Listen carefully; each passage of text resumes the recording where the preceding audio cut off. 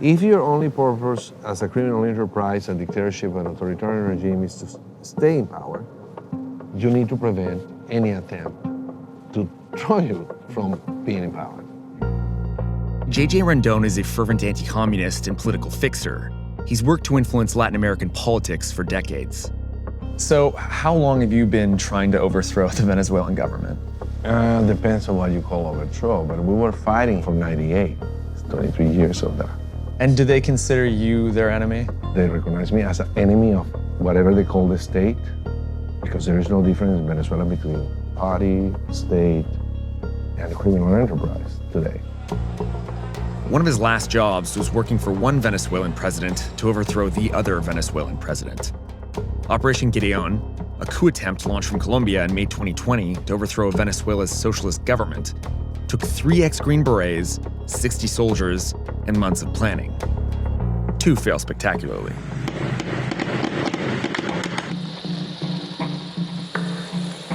Operation Gideon was over before the 2 boats even hit Venezuela's shore. The government had detained 2 former U.S. Special Forces soldiers. They're accused of being involved in a bizarre and failed plot to overthrow the country's president, Nicolas Maduro. When the dust settled, at least 6 of the soldiers were dead and dozens were detained, including the 2 Americans recruited for the job, Luke Denman and Aaron Berry, both on their first ever private military contract. And at the center of this doomed enterprise was a Canadian-American mercenary who turned to social media, choosing to tweet this video about the mission, even as it was falling apart. Our men are continuing to fight right now. Our units have been activated in the south, west, and east of Venezuela. The video went viral. This is a story of how modern geopolitics unfold. Shadowy mercenaries, fumbling leaders, and Twitter. Venezuela is a sovereign country. We have articles in the Constitution that says that is not a right, a duty of any Venezuelan with or without power to do whatever necessary, doesn't have any limitation, to overthrow any dictatorship, tyranny, government, oppressors, to regain the rule of law, the Constitution, and democracy.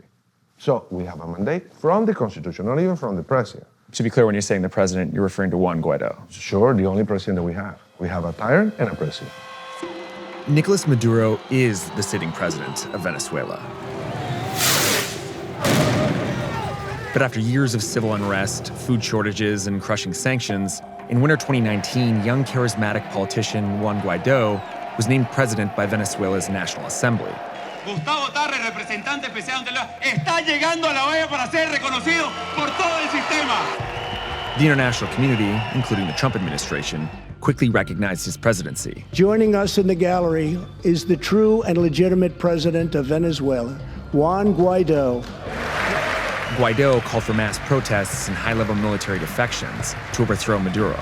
Estaremos en las calles. Nos vemos en las calles. It didn't work, because Maduro held onto control of the military and the security forces. A formal body was created by Venezuelan opposition called the Strategic Committee to investigate ways of ousting Maduro. Rendon was appointed its top strategist. We went to every law possible. In that process, we discovered we cannot use that law. So we study what is the possibility of someone else, a third party, the French Legion, whoever, to pick him up like they have bounty hunters in the United States and present him to justice. There's no one way to stage a coup, but history shows that it generally starts with casting mercenaries, ex-soldiers who take money in exchange for using or sharing their skill set. Rendon was introduced to this guy, Jordan Goudreau, a decorated ex-Green Beret and the owner of Florida-based private military contractor, Silver Corps. I can say I liked the guy in the beginning. He was clever, educated, on time. Rendon believed Goudreau, an ex-commando who seemed like a real-life Rambo, actually knew what he was doing. We needed to transform our military. So he came with a proposal of re-engineering the entire armed forces after freeing the country. So we wanted to know more, and that begins the entire conversation about Operation Gideon. The two reached an agreement. According to a later lawsuit, Goudreau's Silver Corps stood to gain a $1.5 million retainer and, if the coup worked, over $200 million backed by Venezuelan oil. There was some awareness that Jordan Goudreau had planned to undertake some sort of offensive operation. A military action, let's call it. Military action. Overthrow, kill, capture. We didn't get into the specifics at that moment. But before any military action, Goudreau needed troops and the right personnel to train them. So he brought in his former brothers-in-arms, 2 more ex-Green Berets, Luke Denman and Aaron Berry. I always would say to him, dude, clear and present danger. If you don't have that U.S. flag on your shoulder, they don't have responsibility for you. The reason they're hiring you is because you're deniable. This is Mark Denman, brother of Luke, who's languishing in a Venezuelan jail at this very moment.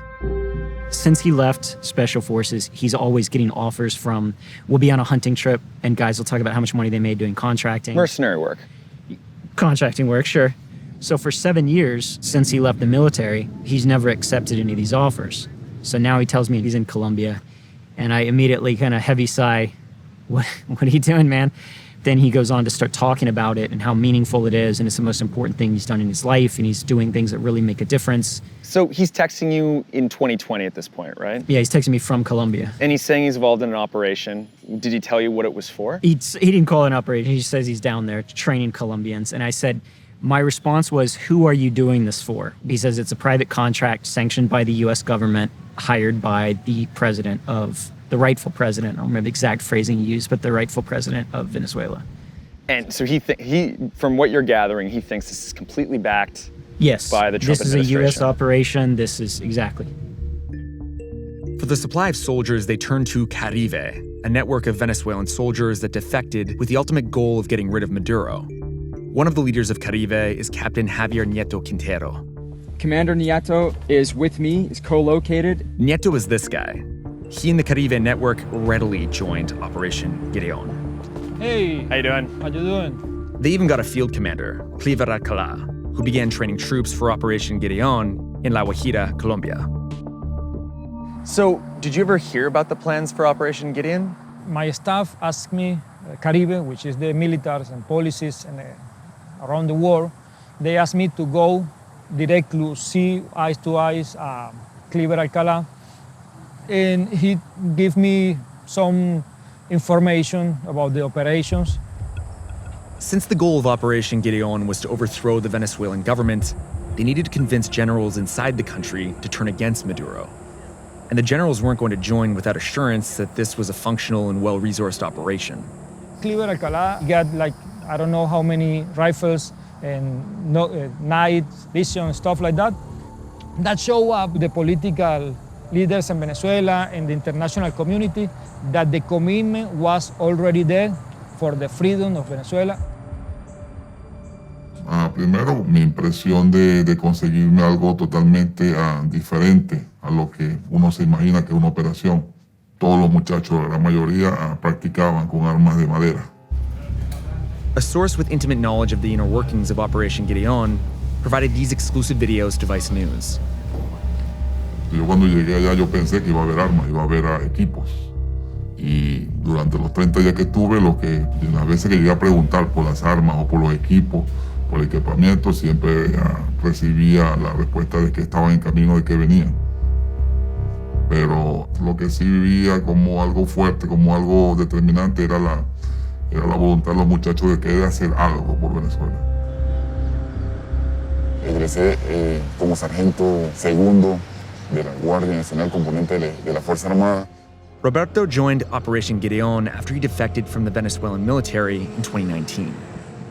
No salimos de Venezuela, como dicen ellos, que somos unos traidores, no. Salimos para tomar acciones contra la dictadura.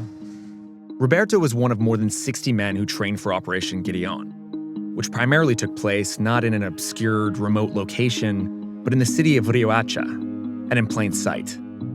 Estamos en una casa particular, ahí convivimos 20 compañeros. What was a normal day inside this house? What did you do?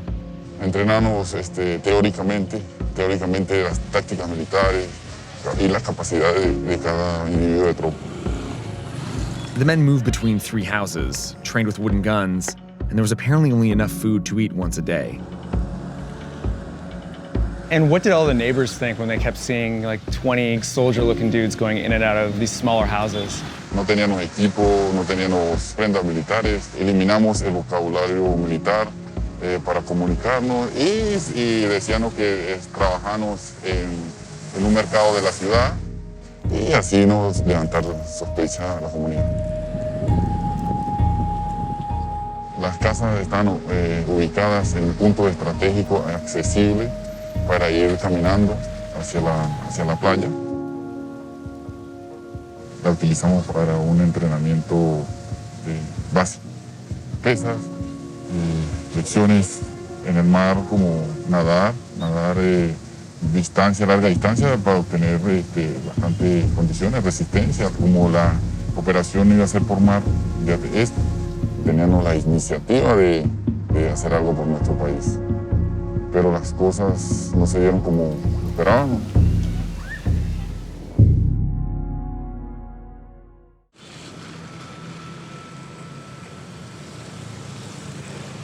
No tenían un apoyo completo para lo que estaban preparando, ni en la parte alimentaria, ni en la parte social, inclusive hasta económica, porque todos tenían familia, todos tenían problemas.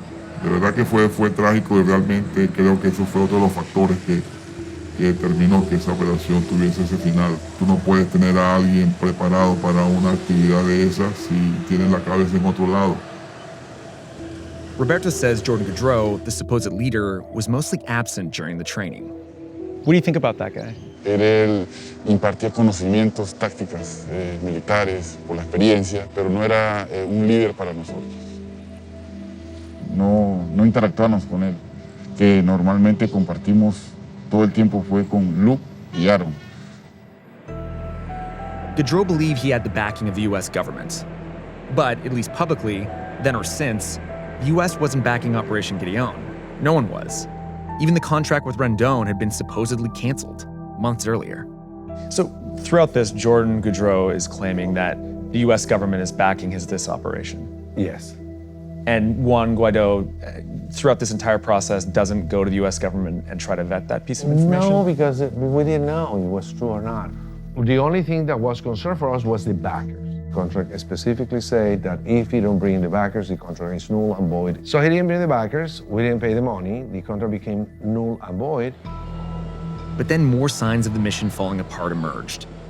In late March 2020, Alcalá turned himself in to U.S. authorities after being indicted on drug trafficking charges, leaving the mission without its commander. When the Cleaver Alcalá got in prison, he called me, by the way, Nieto, this is impossible. After that, I lost my hope in this operation. And that wasn't the only problem. Just a month before the operation, Maduro's number 2 person, Diosdado Cabello, actually went on Venezuelan national TV and detailed how they had explicit information on the mission. Aquí 3 mercenarios de Estados Unidos, Jordan, Luke y heir. Not an ideal development for a clandestine coup attempt.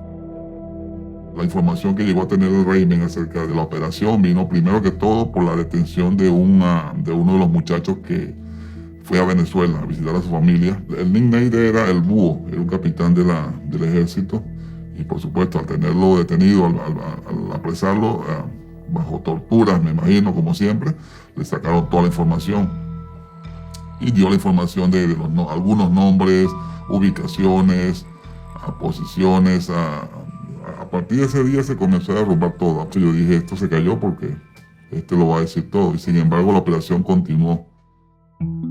As the day of the launch approached, the new commander upped the training, and the men went outside the city into the desert.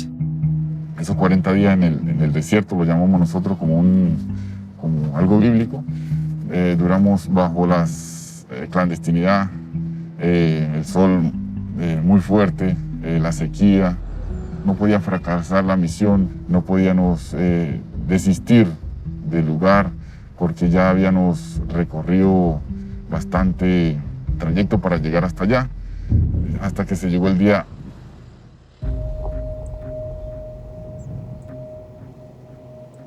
Cuando llegó la embarcación, zarpamos en 2 lanchas hacia el territorio venezolano. Salimos de noche para no ser detectados. Within hours of launching, the boats lost contact with each other, and the first boat was intercepted by the Venezuelan military, and several of the Operation Gideon soldiers were killed.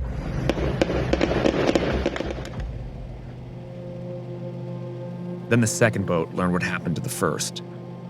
Nos informa que todo ya habíamos fracasado, que tratamos de tocar tierras venezolanas para escapar. Nos internamos en la montaña. So you were in the same boat as the Americans? Sí. So what happens then when you disembark on land? What happens to them? Ellos en ningún momento se bajaron de la lancha, lo veíamos de la montaña. Sí, ellos no colocaron nada de resistencia, se quisieron pasar por pescadores, pero ya había mucha información del personal militar que se encontraba en las costas. How did you escape then? Y mantuve la calma y fueron transcurriendo las horas, los días y logré salir de esa situación hostil y salí a la ciudad. Roberto says he walked in the mountains for weeks to cross back into Colombia, escaping from Venezuelan security forces. The mission was over, ending in disaster. When do you see your brother next? Like, when do you actually see him next? The next videos we saw were their supposed confession, where they're holding up the contract. Who commands Jordan? President Donald Trump. The Maduro government was pushing the story that Trump was behind the operation, which the US denied. If we'd have been involved, it would have gone differently.